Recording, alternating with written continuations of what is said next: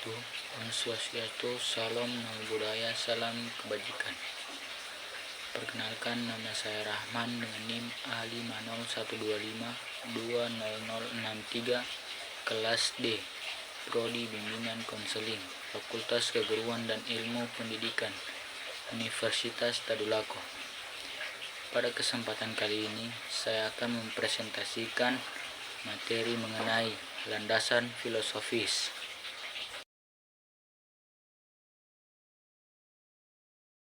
Landasan filosofis dalam bimbingan konseling adalah pandangan mendasar yang menjadi dasar etis dan logis dari praktik bimbingan konseling. Dengan fokus pada hakikat manusia, landasan ini menekankan bahwa konseling harus berpusat pada nilai kemanusiaan, potensi diri individu, dan keunikan setiap orang seperti yang dijelaskan dalam berbagai aliran filsafat, serta menjunjung tinggi martabat kebebasan dan hak klien untuk berkembang. Landasan filosofis yaitu memberikan arah dan makna dalam penyelenggaraan BK. Layanan BK membantu pertumbuhan holistik siswa, yaitu akademik, emosional, sosial, dan karir. Dan yang kedua, menjadi pedoman dalam memahami peserta didik. Landasan ini menuntun konselor melihat siswa sebagai subjek dengan konteks nilai latar keluarga dan budaya. Dan yang ketiga, mendasari etika dan nilai dalam praktik konseling, mengarahkan standar moral, menghormati martabat, menjaga kerahasiaan, dan menghindari konflik kepentingan. Dan yang keempat, menjaga konselor agar bekerja secara manusiawi, profesional, dan bermoral, menekankan kompetensi profesional, akuntabilitas, dan sikap empatik.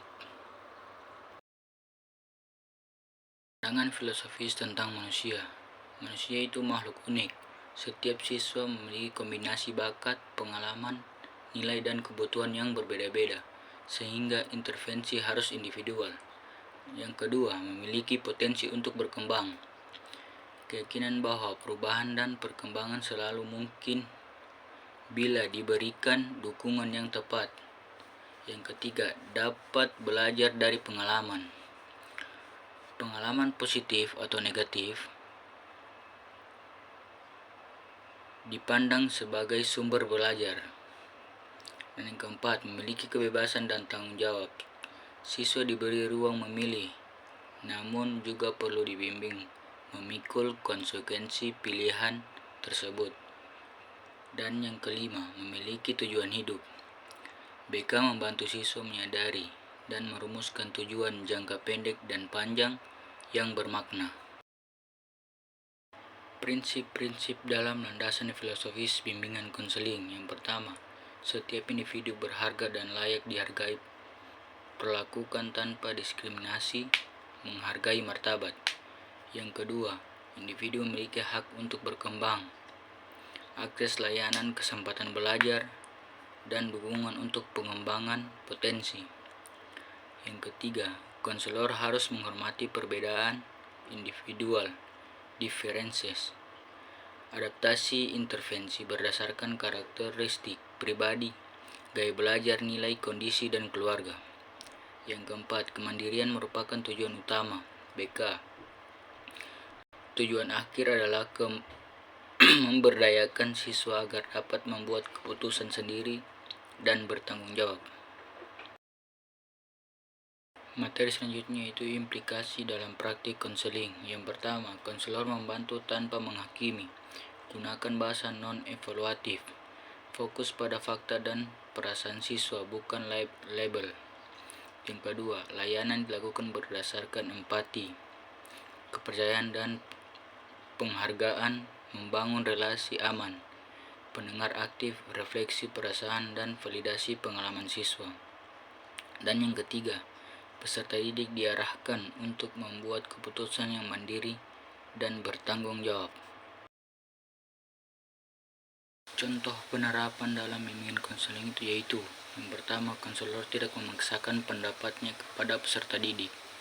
Siswa ragu memilih jurusan, tindakan yang harus dilakukan seorang konselor, fasilitasi eksplorasi minat, beri informasi, gunakan asesmen minat, dan bantu siswa mengevaluasi nilai atau prioritasnya. Yang kedua, peserta didik diberikan ruang untuk memilih solusi terbaik. Siswa konflik dengan teman, tindakan yang harus dilakukan yaitu fasilitasi mediasi, sediakan opsi penyelesaian, siswa memilih opsi yang mereka anggap paling benar. Dan yang ketiga, proses konseling menghargai privasi dan kerahasiaan. Situasi, siswa menceritakan masalah keluarga sensitif. Tindakan konselor, jelaskan batasan kerahasiaan. Miss jika ada bahaya, simpan catatan aman, dan hanya berbagi sesuai kebutuhan dan aturan. Kita masuk kepada kesimpulan, yaitu landasan filosofis menjadi fondasi moral dan pemikiran dalam bimbingan dan konseling agar layanan berjalan secara manusiawi, bertanggung jawab, dan membantu individu mencapai kemandirian serta perkembangan optimal. Sekian dari saya. Wassalamualaikum warahmatullahi wabarakatuh.